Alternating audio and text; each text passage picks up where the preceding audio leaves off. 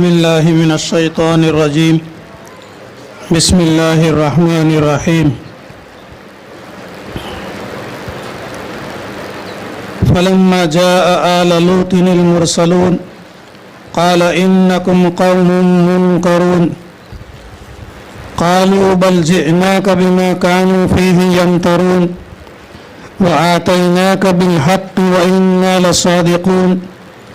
فأسر بأهلك بقطع من الليل واتبع أدبارهم ولا يلتفت منكم أحد وامضوا حيث تؤمرون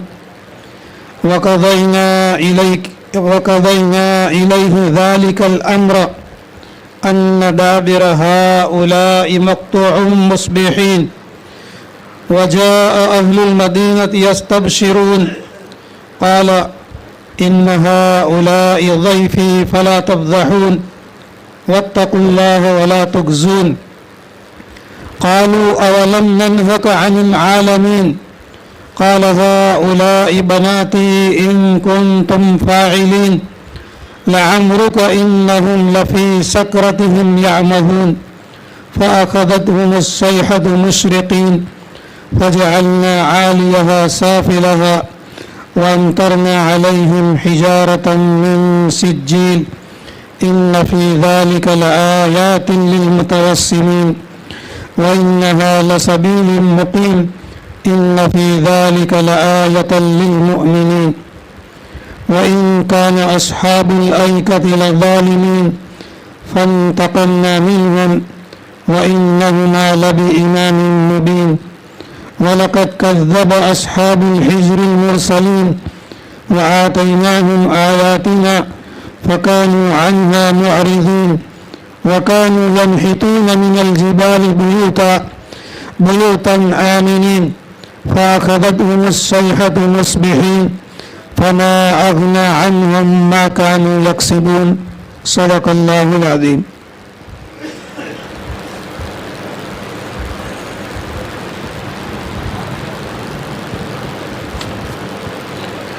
اللہ تبارک و تعالیٰ نے سورہ ہجر کے اخیر کے اندر میں جیسا کہ کل عرض کیا تھا کہ آخری دو رکوع کے اندر میں اللہ تبارک و تعالیٰ نے 4 چیزوں کا تذکرہ فرمایا ہے.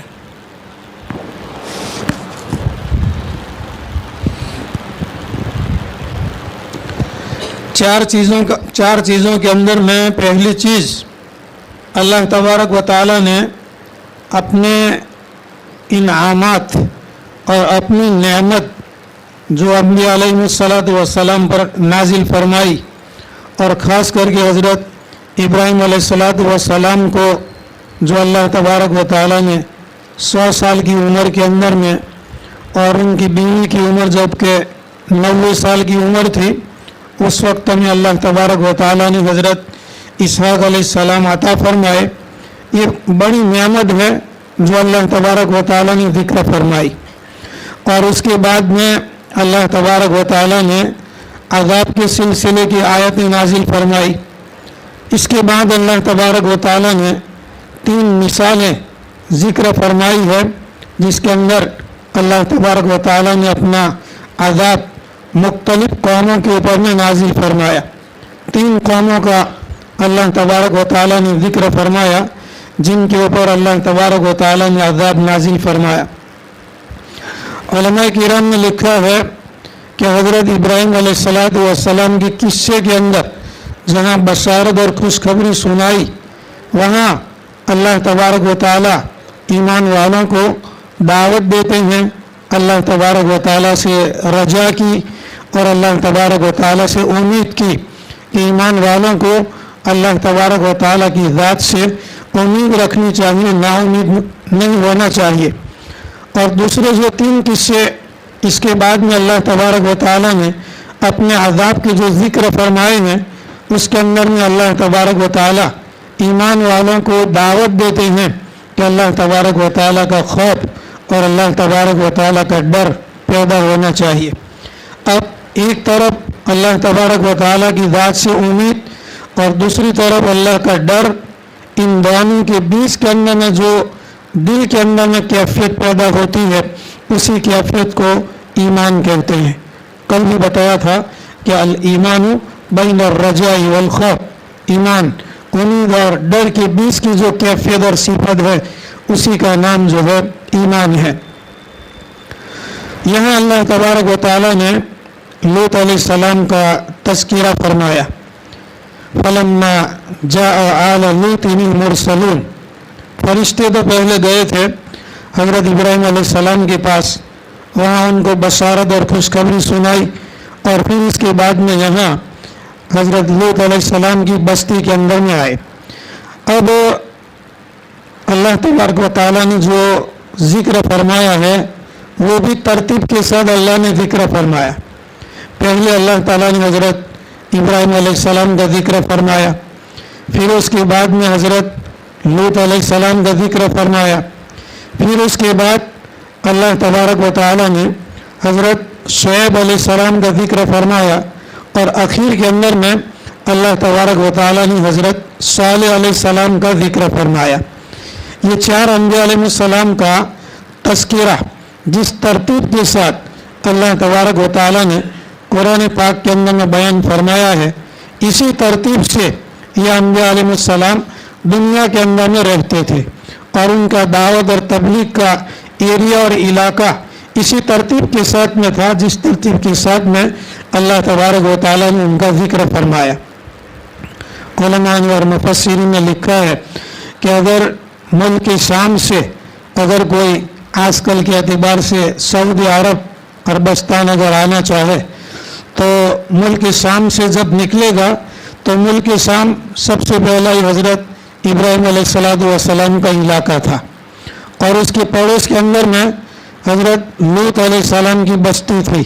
جو صدوم کے نام سے مشہور تھی، اور اس کے بعد میں جو ہے حضرت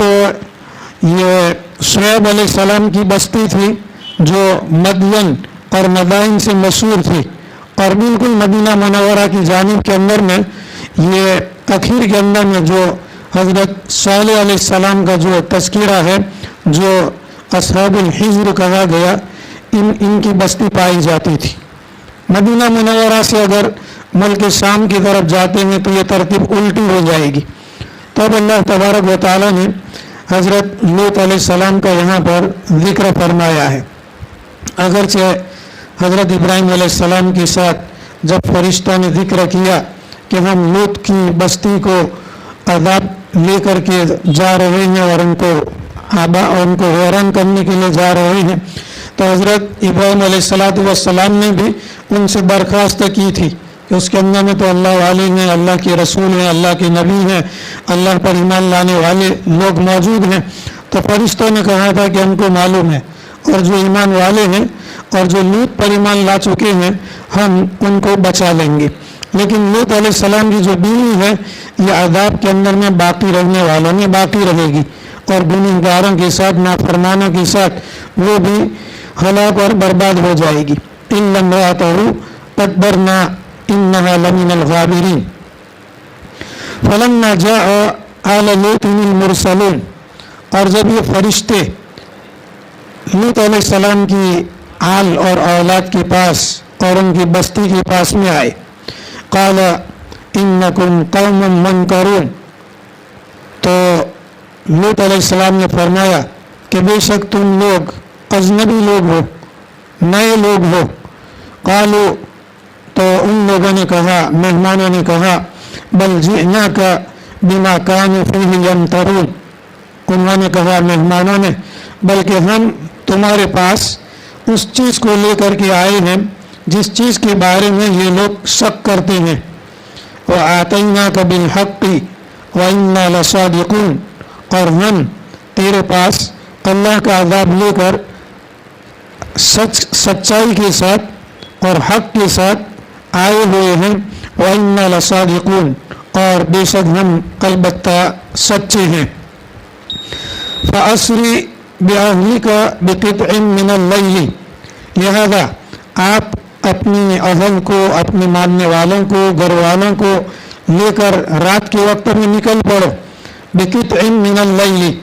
رات کے کسی حصے کے اندر میں یا رات کے آخری حصے کے اندر میں. وَاتَّبِعْ أَدْبَارَهُمْ اور ان کے پیچھے پیچھے تم چلنا. وَلَا يَلْتَفِتْ مِنْكُمْ أَحَدٌ اور تم میں سے کوئی پیچھے مڑ کر کے نہ دیکھے. وَامْضُوا حَيْثُ تُؤْمَرُونَ اور چلو یا پہنچو جہاں تم کو پہنچنے کا حکم دیا جاتا ہے. وَقَضَيْنَا إِلَيْهِ ذَلِكَ الْأَمْرَ اور ہم نے اس حکم کو لوط علیہ السلام تک پہنچا دیا کہ أَنَّ دَابِرَ هَؤُلَاءِ بے شک ان لوگوں کی جڑ اور نسل مقطوع مصبحین کاٹ دی جائے گی، ختم کر دی جائے گی صبح کے وقت کے اندر میں. تو اللہ تبارک و تعالیٰ نے سب سے پہلے اس کا تذکرہ فرمایا کہ لوط علیہ السلام کی جو بستی تھی وہ نافرمان تھی اور لواطت کی جیسے برے کام کے اندر میں مبتلا تھی، اور کوئی بھی مہمان آتا تو مہمان کو پریشان کر ڈالتے تھے. یہ جو 3 فرشتے حضرت لوط علیہ السلام کی بستی کے پاس میں پہنچے،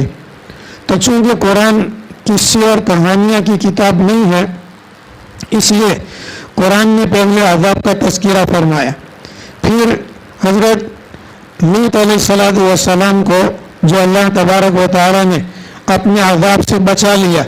اور ان کے ماننے والوں کو بچا لیا، اس کا پہلے اللہ تبارک و تعالیٰ نے تذکرہ فرمایا، اور پھر اس کے بعد میں اللہ تبارک و تعالیٰ نے ان مہمانوں کا کہ جو حضرت لوط علیہ السلام کے پاس انسانی شکل کے اندر میں جو فرشتے آئے تھے ان کا اللہ تبارک و تعالیٰ نے ذکر فرمایا. وَجَاءَ أَهْلُ الْمَدِينَةِ يَسْتَبْشِرُونَ اور وَجَاءَ أَهْلُ الْمَدِينَةِ شہر والے آئے، يَسْتَبْشِرُونَ خوش ہو کر یا خوشی مچاتے ہوئے. علماء نے لکھا ہے کہ یہ 3 فرشتے جب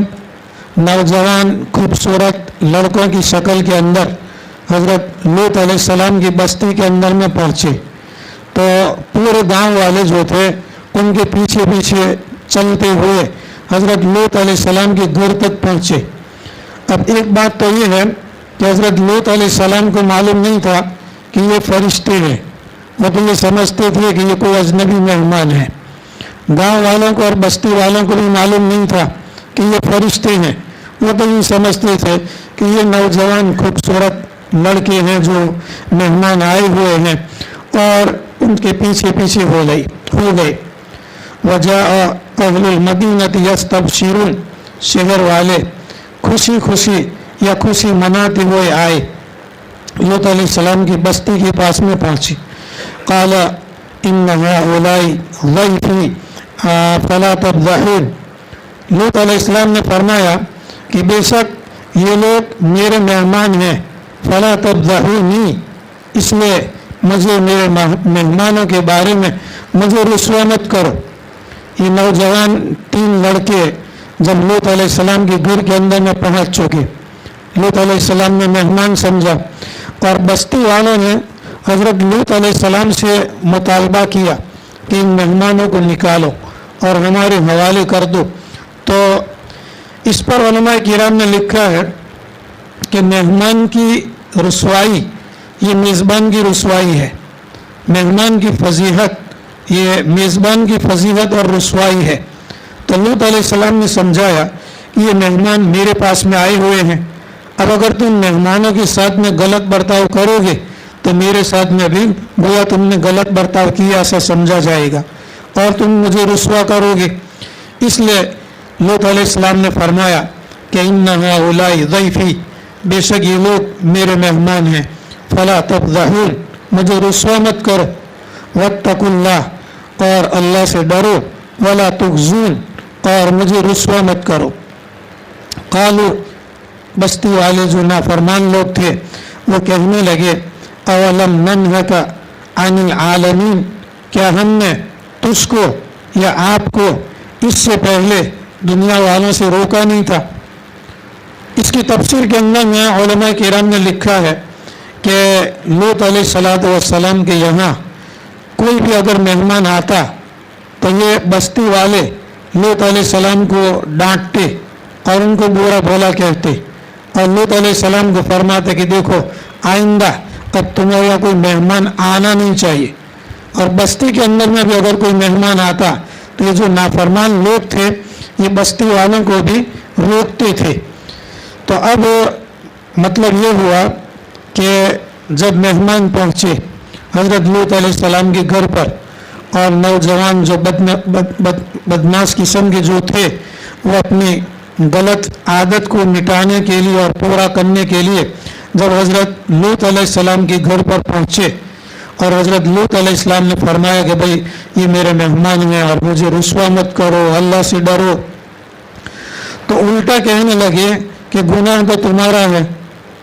तुम्हारा गुनाह इस तौर पर है कि हमने पहले से तुमको मना कर रखा था कि अपने घर के अंदर में मेहमान को लाना नहीं। दुनिया भर के जो भी मेहमान आते हैं तो तुम्हारे घर पर आते हैं, तो हमने पहले से तुमको रोका था, तुम रुके नहीं, तो गोया गुनाह तो तुम्हारा है, हमारा गुनाह नहीं है। इसके बाद में हज़रत लूत अलैहिस्सलाम ने फरमाया क़ाल हाउलाई बनाती, कहने लगे कि ये मेरी बेटियां हैं, इन कुंतुम फ़ाइलिन, अगर तुम करना चाहती हो। ये दो बातें यहाँ पर मुफस्सिरीन ने लिखी हुई है। पहली बात तो ये है कि हज़रत लूत अलैहिस्सलाम ने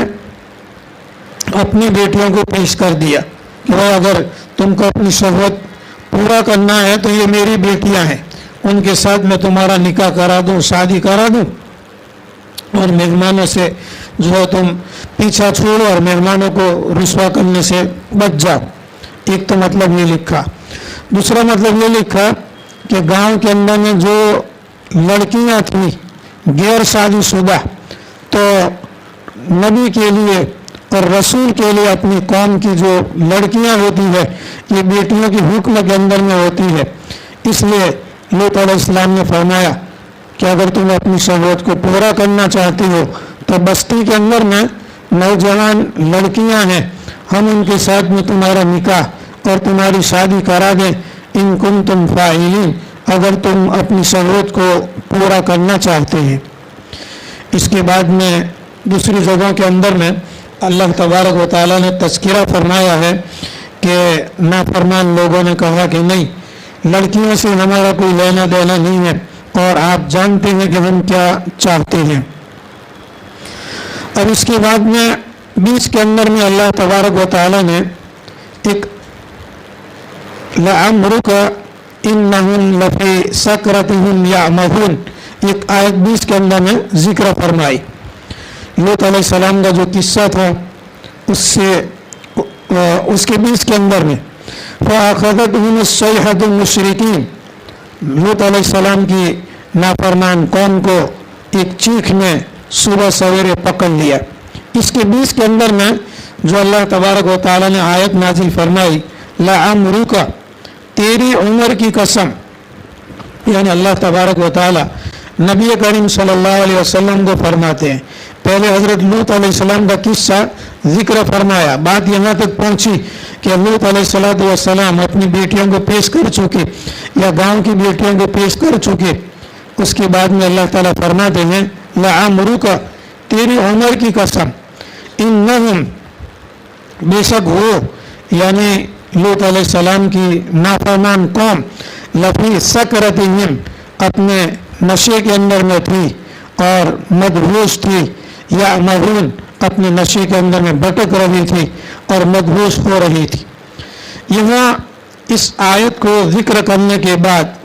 अल्लाह तबारक व तआला ये फरमाना चाहते हैं कि जो हाल लूत अलैहिस्सलाम की नाफरमान कौम का था वही हाल मक्का वालों का था, और जो हाल हज़रत लूत अलैहिस्सलाम का था वही हाल नबी करीम सल्लल्लाहु अलैहि वसल्लम का था। जिस तरीके से ये लोग अल्लाह के रसूल की नाफरमानी करते थे, इसी तरीके से मक्का के मुशरिकीन और कुफ़ार भी अल्लाह के रसूल की नाफरमानी करते थे।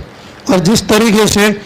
लूत अलैहिस्सलाम को नाफरमान कौम सताते थे, इस तरीके से मक्का के मुशरिकीन और कुफ़ार भी नबी करीम सल्लल्लाहु अलैहि वसल्लम को सताते थे। शरीयत का एक कायदा है और इस आयत की तफसीर के मातहत में भी लिखा हुआ है कि अल्लाह के अलावा किसी की कसम खाना जायज़ नहीं है, गैरुल्लाह की कसम खाना जायज़ नहीं है।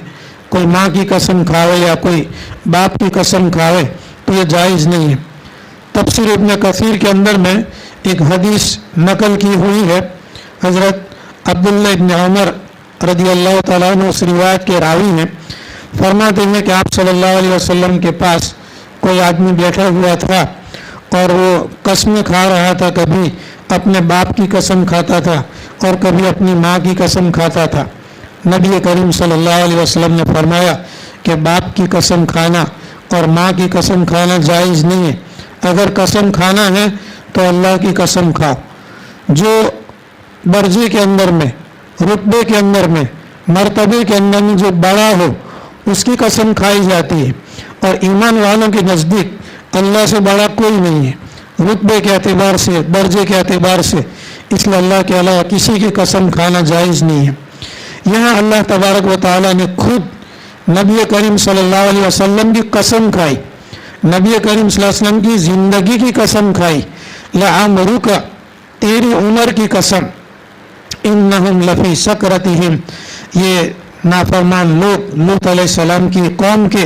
एक नशे के अंदर में हैं और भटक रहे हैं। तो गोया यहाँ पर नबी करीम सल्लल्लाहु अलैहि वसल्लम का इकराम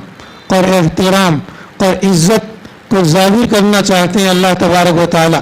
कि देखें नबी करीम सल्लल्लाहु अलैहि वसल्लम की कद्र कीमत और इज़्ज़त और मंजिलत हमारे यहाँ कितनी बड़ी है। तो गैरुल्लाह की कसम खाना जायज़ नहीं है। बगैर के फ़अख़ज़तहुमुस्सैहतु मुशरिक़ीन, चुनांचे पकड़ लिया उनको एक चीख में, ये इशराक के वक्त के अंदर में या दिन के निकलने के वक्त के अंदर में। फ़जअलना आलियहा साफ़िलहा वअमतरना अलैहिम हिजारतम मिन सिज्जील, चुनांचे हमने बना दिया आलियहा, उसके ऊपर वाले हिस्से को साफ़िलहा, नीचा बना दिया, वअमतरना अलैहिम, और बरसाया हमने उनके ऊपर हिजारतम मिन सिज्जील, पत्थर ठिकरियों के। इन्न फी ज़ालिका लआयातिन लिलमुतवस्सिमीन, बेशक इसके अंदर में अलबत्ता बड़ी निशानियां हैं समझ रखने वालों के लिए और अक्ल रखने वालों के लिए। व इन्नहा लबिसबीलिन मुक़ीम, और बेशक ये बस्तियां आम रास्ते के ऊपर में मौजूद थी। इन्न फी ज़ालिका लआयतन लिलमुमिनीन, बेशक इस किस्से के अंदर में अलबत्ता एक निशानी है और एक नसीहत है ईमान वालों के लिए। इसकी तफसीर और इसके ज़िम्मे के अंदर में लिखा है कि ये जो नौजवान जो मेहमान आए हुए थे, तो नाफरमान लोगों ने उनके साथ में बदफैली करना चाहा और ये चाहते थे कि हज़रत लूत अलैहिस्सलाम इन मेहमानों को सुपुर्द कर दे। लेकिन जब तक हज़रत लूत अलैहिस्सलाम को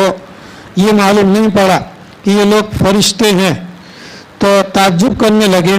कि मैं इन नाफरमानों को रोकता हूँ, लेकिन ये जो 3 मेहमान आए हुए हैं ये बिल्कुल हरकत नहीं करते, न लोगों को रोकते हैं और न उनको दूर करते हैं, कुछ भी नहीं करते। तो बाद में उनको पता चला, इन 3 मेहमानों ने फरमाया कि हम फरिश्ते हैं और अल्लाह ताला की तरफ से हमको भेजा गया है, जो अज़ाब की ये जल्दी मचाते थे उस अज़ाब को लेकर अल्लाह ताला ने हमको भेजा है। और फिर दूसरी जगह के अंदर में इस किस्से को अल्लाह ताला ने जहाँ जिक्र फरमाया है, फरिश्तों ने यूँ कहा कि इनके ऊपर में अज़ाब का आने का वक्त जो है वो सुबह का वक्त है, जैसे कि यहाँ पर बयान फरमाया अल्लाह ताला ने, ये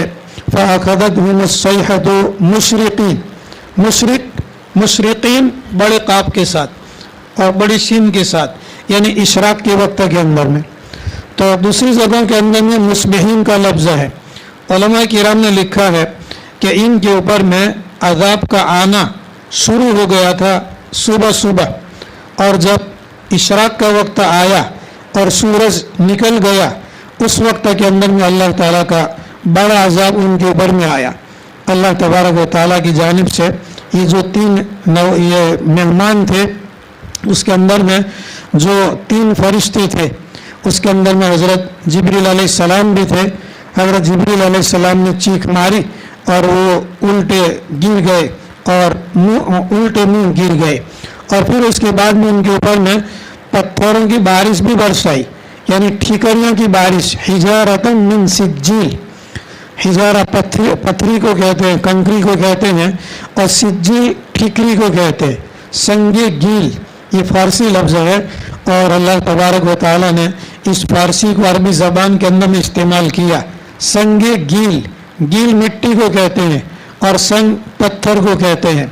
سجیل یعنی ٹھیکری، یہ اللہ تبارک و تعالیٰ نے ان کے اوپر میں برسائی. اور دوسری تفسیر کی کتابوں کے اندر میں لکھا ہوا ہے کہ جبریل علیہ السلام نے اپنے پروں میں سے ایک پر کو اس زمین کے اندر میں ڈالا، اور پھر اس کے بعد میں اس پر کے اوپر میں اس بستی والوں کو اٹھایا اور پہلے آسمان تک جو ہے اٹھا کر کے لے گئے، یہاں تک کہ ان کے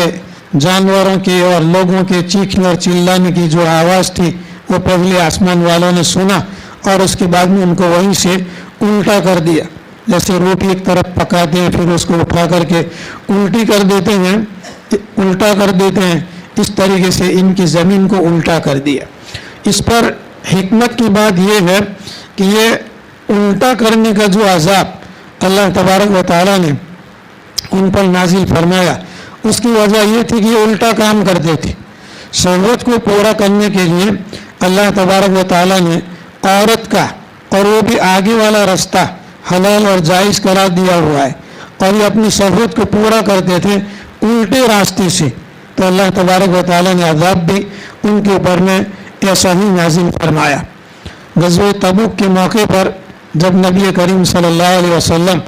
تبوک کی طرف جا رہے تھے تو مدینہ منورہ سے ملک شام کی طرف جانے کے اندر میں یہ سب بستیاں پڑتی ہیں. ان کا جو حضرت لوط علیہ السلام کی بستی کا جو تذکرہ کیا،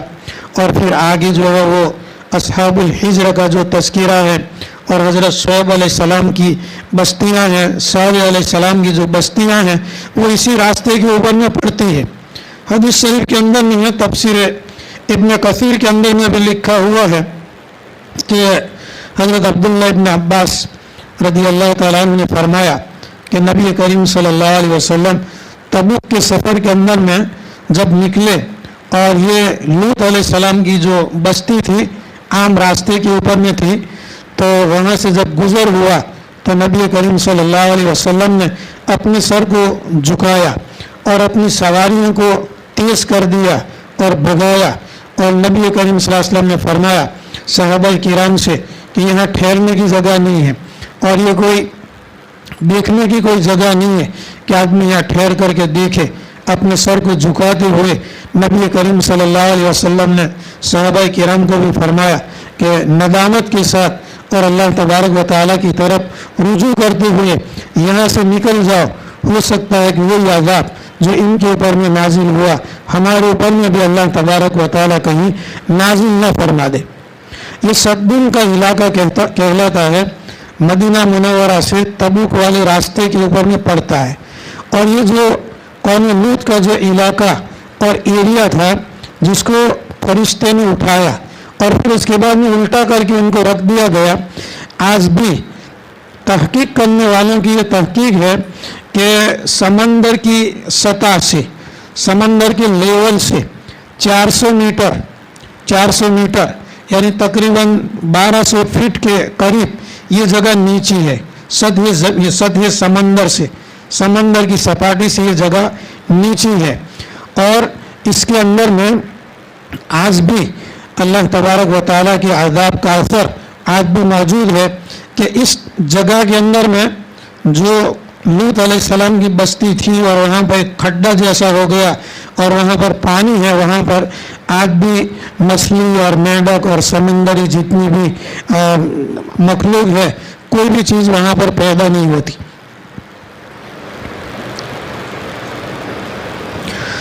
تو ان इन्न फी ज़ालिका लआयातिन लिलमुतवस्सिमीन इन्न फी ज़ालिका लआयतन लिलमुमिनीन। दो चीज़ों का अल्लाह ताला ने यहाँ पर तज़किरा फरमाया कि बेशक लूत अलैहिस्सलाम की किस्से के अंदर में अलबत्ता निशानियाँ हैं। लिलमुतवस्सिमीन, मुतवस्सिमीन, मुतवस्सिम कहते हैं किसी निशानी को देखकर या किसी अलामत को देखकर सोचे और उससे कोई नतीजा निकाले। मुतवस्सिमीन का मतलब ये हुआ कि इन बस्तियों से अगर कोई गुजरे और गुजर करके फिर देखे कि अल्लाह तबारक व तआला ने इन नाफरमान कौमों का क्या हाल कर दिया और अल्लाह की तरफ रुजू करे और दीन की तरफ रुजू करे, तो ऐसे लोगों के लिए ये निशानियां हैं। और फिर आगे दूसरी मर्तबा फरमाया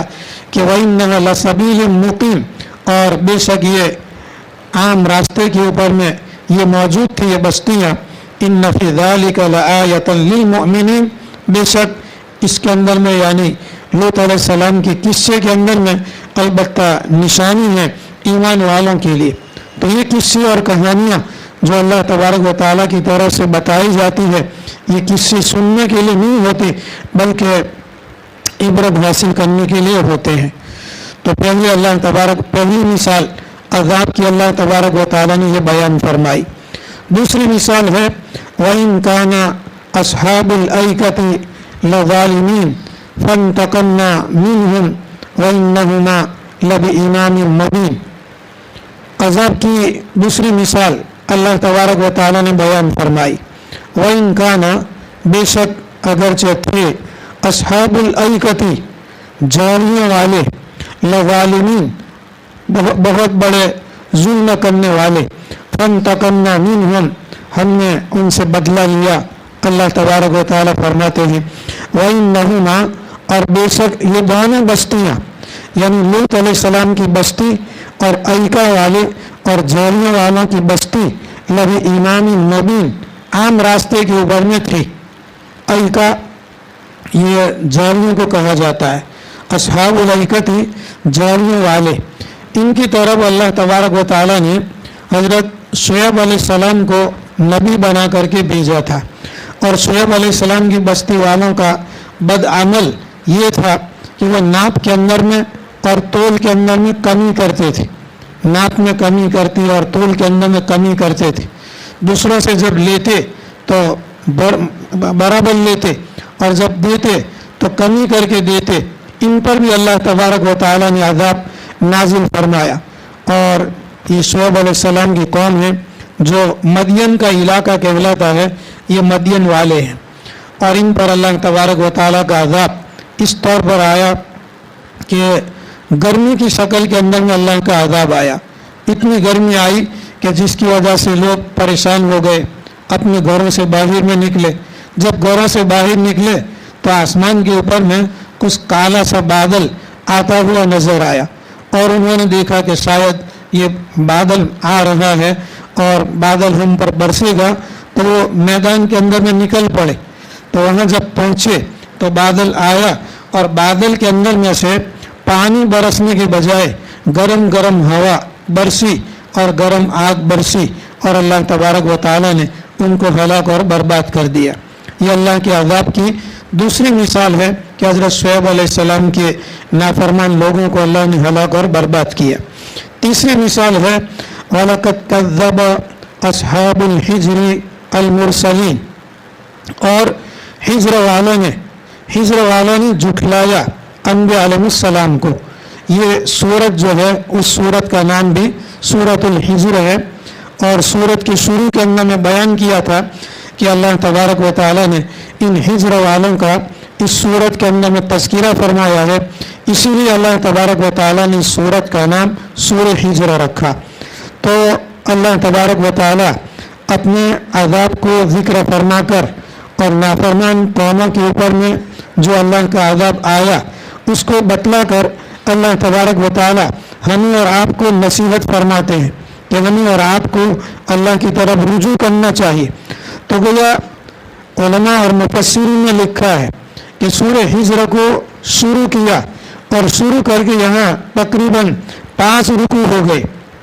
नाम रखा हिज्र। और हिज्र का तज़किरा जो 5 रुकू के अंदर में नहीं आया, جب آخری رکوع آیا چھٹا رکوع تو اس کے اندر میں اللہ تبارک و تعالیٰ نے ان حجر والوں کا تذکرہ فرمایا، اور یہ حجر والوں سے مراد قوم ثمود ہے، اور جن کی طرف حضرت صالح علیہ السلام کو نبی بنا کر کے بھیجا گیا تھا، اور یہ بستی بھی حضرت شعیب علیہ السلام کی بستی کے قریب کے اندر میں تھی، تو تینوں بستیاں قریب قریب تھی۔ وَآتَيْنَاهُمْ آیَاتِنَا، اللہ تبارک و تعالیٰ فرماتے ہیں کہ ہم نے ان کو دے رکھی تھی ہماری نشانیاں، فَكَانُوا عَنْهَا مُعْرِضِينَ، تو وہ اس سے جو ہے اعراض کرتے تھے۔ قوم ثمود کی طرف اللہ تبارک و تعالیٰ نے حضرت صالح علیہ السلام کو نبی بنا کر کے بھیجا تھا، اور یہ قوم ثمود ان میں بڑا جو قبیلہ اور بڑی جو بستی تھی یہ حجر کی بستی تھی، حجر والے تھے۔ وَكَانُوا يَنْحِتُونَ مِنَ الْجِبَالِ بُيُوتًا، اور وہ لوگ پہاڑوں میں سے گھروں کو تراشتے تھے، آمینین، امن و امان کے ساتھ، چین اور سکون کے ساتھ۔ فَأَخَذَتْهُمُ الصَّيْحَةُ، ان کو بھی ایک چیخ اور چنگاڑ نے پکڑ لیا، مصبحین، صبح کے وقت کے اندر۔ فَمَا أَغْنَى عَنْهُمْ مَا كَانُوا يَكْسِبُونَ، وہ جو کچھ بھی عمل کرتے تھے ان کے اعمال میں سے کسی بھی عمل نے ان کو فائدہ نہیں دیا۔ یہ صالح علیہ السلام سے ان لوگوں نے، قوم ثمود نے مطالبہ کیا تھا کہ جو پتھر ہے یعنی پہاڑ، اس میں سے اونٹنی نکلے تو ہم تمہارے اوپر میں ایمان لائے۔ تو حضرت صالح علیہ السلام نے اللہ تبارک و تعالیٰ سے دعا فرمائی، اور پتھر میں سے اور پہاڑ میں سے اونٹنی نکلی، اور گابن اونٹنی نکلی، اور باہر میں آنے کے بعد میں اس نے بچہ بھی جنا۔ اس کے بعد حضرت صالح علیہ السلام نے ان کو بتا دیا تھا کہ یہ بھی اللہ کی اونٹنی ہے، یہ بھی اللہ کی زمین کے اندر میں کھائے گی پیے گی، لیکن برائی کے ساتھ میں اس کو چھونا نہیں۔ هذه ناقۃ اللہ شرب ولکم شرب یوم معلوم، یہ اونٹنی جہاں کہیں بھی جاتی تھی، جس گھاٹ پر بھی، جس تالاب پر بھی پانی پینے کے لیے، تو سارا پانی ختم کر دیتی تھی۔ بستی والوں نے شکایت کی حضرت صالح علیہ السلام سے، تو حضرت صالح علیہ السلام نے اللہ تبارک و تعالیٰ کے حکم سے باری متعین فرمائی کہ ایک دن گاؤں کے جانور پانی پئیں گے اور ایک دن یہ اونٹنی پانی پیے گی۔ اور صالح علیہ السلام نے بھی منع کیا تھا اس کو تکلیف پہنچانے سے۔ هذه ناقۃ لها شرب ولکم شرب یوم معلوم ولا تمسوها بسوء فیأخذکم عذاب یوم عظیم، اور اس اونٹنی کو برائی سے چھونا بھی نہیں، اگر برائی سے چھوؤ بھی تو اللہ تبارک و تعالیٰ کا دردناک عذاب اور بڑا عذاب پکڑ لے گا۔ تفصیل لمبی چوڑی ہے۔ نافرمان لوگوں نے اس اونٹنی کے جو پاؤں تھے، پاؤں کو کاٹ دیا۔ اس کے بعد میں حضرت صالح علیہ السلام نے فرمایا کہ بھئی اب اللہ کی طرف سے عذاب آئے گا، اور 3 دن کی مہلت اور 3 دن کی مدت، 3 دن کے اندر میں اللہ کا عذاب آئے گا۔ تو 3 دن کے بعد میں یہ سوئے ہوئے تھے، اور صبح کے وقت کے اندر میں فرشتے نے چیخ ماری اور سارے کے سارے لوگ ہلاک اور برباد ہو گئے۔ اور یہ جو پہاڑوں کے اندر میں سے کوڑت کر کے جو مکانات بناتے تھے، اس لیے مکانات بناتے تھے تاکہ اللہ کا عذاب کہیں ہوا کی شکل میں آوے یا پانی کی شکل کے اندر میں آوے تو وہ لوگ بچ جائے، یا زلزلے کی شکل کے اندر میں آوے تو وہ بچ جائے۔ اللہ تعالیٰ فرماتے ہیں فَمَا أَغْنَى عَنْهُمْ مَا كَانُوا يَكْسِبُونَ، یہ جو کچھ بھی عمل کرتے تھے، پہاڑوں کو کوڑت کر کے مکان وغیرہ بنانا، یہ مکان وغیرہ بنانے میں اور ان کے اعمال نے ان کو کوئی فائدہ نہیں دیا۔ تو یہاں تک اللہ تبارک و تعالیٰ نے 3 مثالیں بیان فرمائی اپنے عذاب کی، اور اس کے بعد میں پھر اللہ تبارک و تعالیٰ ہمیں اور آپ کو اور ایمان والوں کو دعوت دیتے ہیں آیت کونیہ کے اندر میں غور و فکر کرنے کی، اور آیت قرآنیہ کے اندر میں غور و فکر کرنے کی۔ آئندہ کل انشاءاللہ عرض کریں گے۔